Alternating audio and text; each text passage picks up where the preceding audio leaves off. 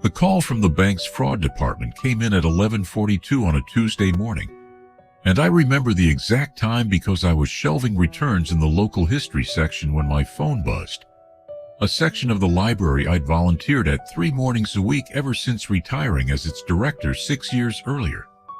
If I hadn't sat down at my kitchen table 9 years before that Tuesday and placed a freeze on my credit with all 3 bureaus, the conversation that followed would have ended with several $1,000s disappearing quietly into an online sports book, and I likely wouldn't have learned who'd actually taken it from me until considerably more damage had already been done.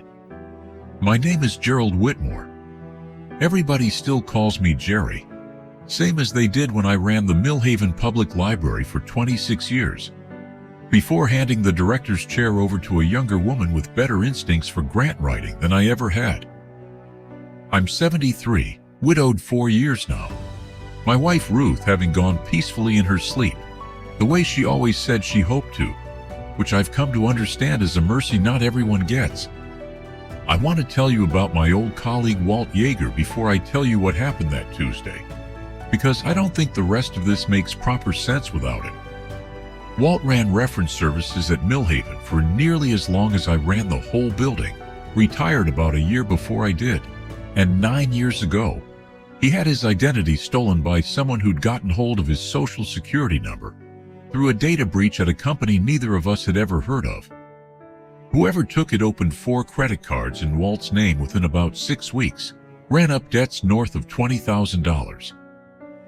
And Walt spent the better part of 18 months afterward filing disputes, notarizing affidavits, and sitting on hold with credit bureaus who treated him, in his words, like a suspect in his own robbery, rather than the victim of one. It aged him considerably, that whole ordeal, more than the years themselves ever did. I remember sitting with Walt at the reference desk during that stretch, watching him field patron questions with one hand while holding a credit bureau's hold music against his ear with the other, watching a man who'd spent his whole career helping people track down obscure facts suddenly unable to get a straight answer about his own name. He told me once during that period that the worst part wasn't the money, which he eventually recovered most of through disputes and patience. It was the specific grinding humiliation of having to prove over and over to strangers on a phone line that he was who he'd always been.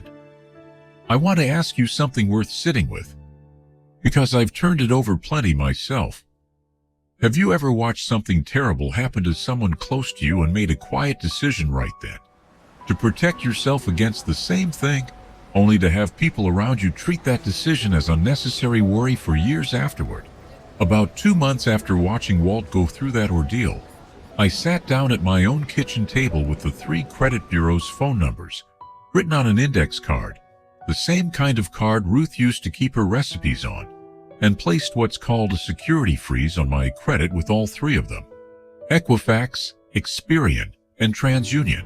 I want to explain plainly what that actually does, because I don't think most people understand the difference between a freeze and the various lighter protections banks advertise.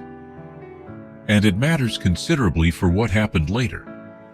A credit freeze blocks any new creditor from accessing your credit file at all, which means nobody, not a legitimate lender and certainly not someone impersonating you, can open a new account in your name without you personally lifting the freeze first, something that requires a PIN or password only you possess. It's different from a simple fraud alert, which merely asks lenders to verify your identity more carefully, and different still from what some banks call a credit lock, a private product that can sometimes be reversed more easily than the federally protected freeze. The freeze is free, guaranteed by federal law since 2018, and it doesn't affect your existing accounts or your credit score in the slightest. It simply closes the door to anyone trying to open something new using your name. Ruth thought I was being morbid about it, the way spouses sometimes do about a partner's careful worry. My daughter Karen, when I mentioned it at a family dinner not long after, laughed and said I'd been spending too much time around library patrons who read too many true crime books. I didn't have a particularly satisfying answer for her at the time, beyond the plain fact that I'd just watched a good friend lose 18 months of his life, to a problem that a 15-minute phone call could have prevented. I kept that freeze in place for 9 years without a single reason to think about it again, until my grandson Tyler entered a period of his life that none of us, including Tyler himself I suspect, fully understood the shape of until it was well underway. Tyler is 24 now. Karen's boy. Bright. Funny. The kind of young man who could talk his way into or out of nearly anything.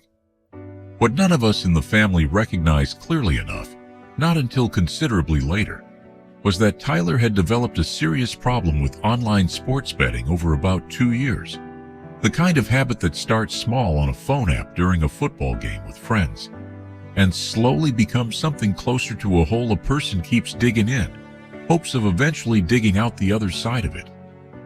Tyler had come by my house that spring, ostensibly to help me, in his words, get more organized digitally, scanning old documents into folders on a laptop he'd set up for me, so I wouldn't have to keep everything in the filing cabinet Ruth and I had used for 40 years. I want to be honest that I was genuinely grateful for the help at the time. Genuinely touched that a busy young man would spend a Saturday afternoon scanning tax returns and old insurance papers for his grandfather. What I didn't understand until considerably later was that Tyler had also, during that same visit, quietly photographed my Social Security card and avoided check, the kind of documents a person in serious enough financial trouble might convince themselves, in a moment of genuine desperation, they had some claim to borrowing against. My great-granddaughter Josie, Tyler's little sister's daughter, only 5 that year, was at the house that same weekend, and at one point, while the adults were occupied with the scanning project, she wandered over to where I was sitting and asked, with the particular directness small children manage, why Tyler kept looking at his phone and sighing the way Grandma Ruth used to sigh when the bills came. I didn't think much of that comment at the time. Filed it away the way you file away 100 small observations children make. And it was only considerably later that I understood exactly what she'd been noticing. The call that Tuesday morning, 11:42, came from a fraud specialist at the bank where Ruth and I had held our modest savings for over 3 decades. She explained, carefully and without alarm in her voice, that an application for an unsecured personal line of credit had been submitted online that morning under my name and Social Security number, requesting $8,000, and that the bank system had flagged it immediately because my credit file showed an active security freeze, meaning the application couldn't proceed without that freeze being lifted, which I obviously hadn't done. I want to ask you honestly, sitting where I was standing in that local history section with a returned biography of Eleanor Roosevelt still in my hand, and what would you have felt in that moment? Relief that the freeze had done exactly what I'd set it up to do 9 years earlier? Or the particular cold dread of understanding that someone close enough to me to have my Social Security number had just tried to use it? I felt both, nearly simultaneously, and I want to be honest that the second feeling arrived faster than I expected it to. The fraud specialist walked me through the application details, an email address I didn't recognize immediately, though something about the format nagged at me, and an IP address that, once I later cross-referenced it with help from Karen's own internet provider records, traced directly back to my daughter's home network, the same network Tyler had been using that Saturday afternoon while he sat at my kitchen table scanning documents onto a laptop connected to the same account. I didn't confront anyone immediately. I want that understood clearly, because I think the instinct to explode in that moment is a natural one, and I don't believe it would have served anyone well. Instead, I filed an identity theft report with the FTC, which generates an official affidavit useful for disputing any fraudulent activity. And I filed a police report with our local department, a step the fraud specialist specifically recommended, since a police report carries legal weight under the Fair Credit Reporting Act that a phone call alone doesn't. I did both of those things before I said a single word to my family about what had happened. I called Karen that evening and asked her, as plainly as I could manage, whether Tyler had been at my house using her home internet connection the Saturday of the scanning project. She said yes, confused about why I was asking. I told her what had happened. I want to be honest that the silence on the other end of that phone call lasted long enough that I thought the connection had dropped. Karen confronted Tyler herself 2 days later, and what came out over that conversation, which she relayed to me afterward in pieces over several difficult weeks, was a picture considerably worse than any of us had understood. Tyler owed nearly $11,000 across 3 different sports betting platforms, had already borrowed from 2 friends and maxed out his own credit cards, trying to cover it, and had convinced himself, in the particular desperate logic addiction produces, that borrowing against my identity was a temporary measure he intended to quietly repay before I ever noticed, a plan that of course required me never checking my own credit, which the freeze itself made considerably more likely I would notice regardless. Tyler came to my house himself about a week after that, without Karen, sat at the same kitchen table where he'd scanned those documents months earlier, and told me the whole of it haltingly, with the particular shame of a young man realizing exactly how far he'd let something go. He told me it had started small, a $50 bet during a Sunday football game with 2 friends from his apartment building, and that for the first several months, he'd actually come out ahead more often than not, enough to convince himself he understood something about it that other people didn't. He described the specific evening about a year in, when he'd lost $400 on what he called a sure thing, and instead of stopping, had opened a second betting app to try to win it back, before Karen noticed the withdrawal from their joint household account, a decision he said felt, at the time, less like gambling and more like managing a problem quietly before it became one. I listened without interrupting, the same way I used to listen to library patrons explain, at length, exactly how a very overdue book had ended up so overdue, though I'll admit this particular overdue account carried considerably more weight than any library fine ever had. I want to be honest about the decision I made after that conversation, because I think it matters more than the confrontation itself.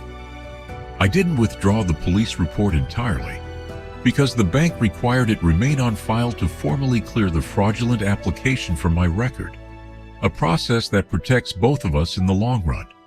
But I did something else. I told Tyler that I expected him to enroll in a gambling addiction counseling program through the county the same week, and that I would personally know whether he'd attended, because I intended to ask him every single week until I was satisfied it had become a real habit rather than a performance for my benefit.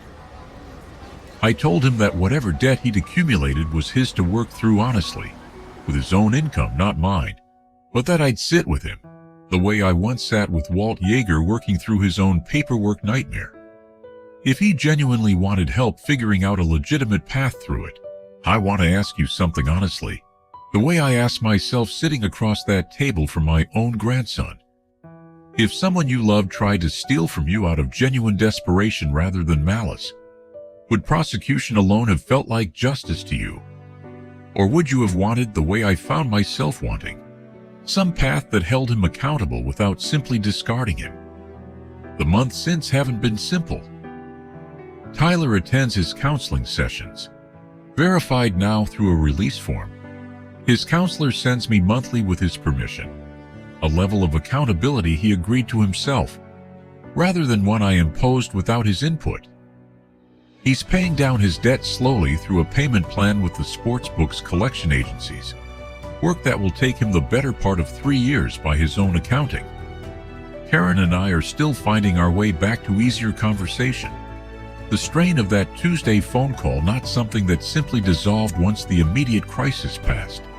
She told me once, a few months in, that the hardest part for her wasn't learning what Tyler had done, but learning how completely she'd missed it happening right under her own roof. A particular kind of parental grief I understood better than I let on at the time, having spent 30 years reading patrons' faces for trouble.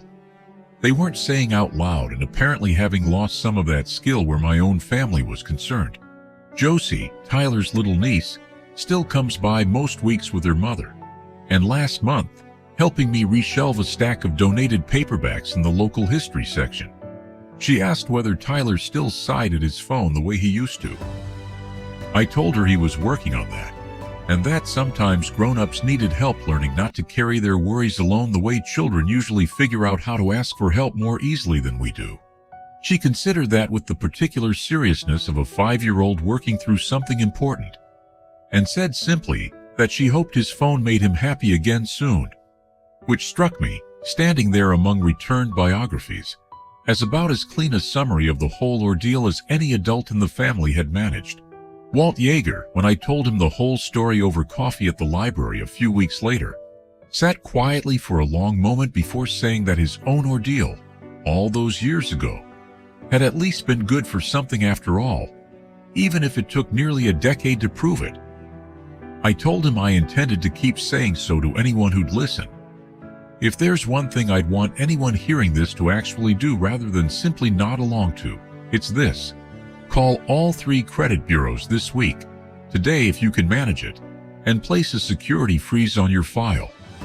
It costs nothing. It takes perhaps 20 minutes total, and it doesn't require you to suspect anyone in your own family of anything at all. It simply means that if a moment like my Tuesday morning ever arrives for you, whoever's on the other end of that phone call will find a locked door instead of an open one. If you've ever protected yourself against something you couldn't fully see coming, only to have that protection matter in a way you never expected, I'd like to know. And if you haven't placed that freeze yourself yet, I'd ask you honestly, sitting where I sat 9 years ago with an index card and 3 phone numbers in front of me, what's actually stopping you from doing it today?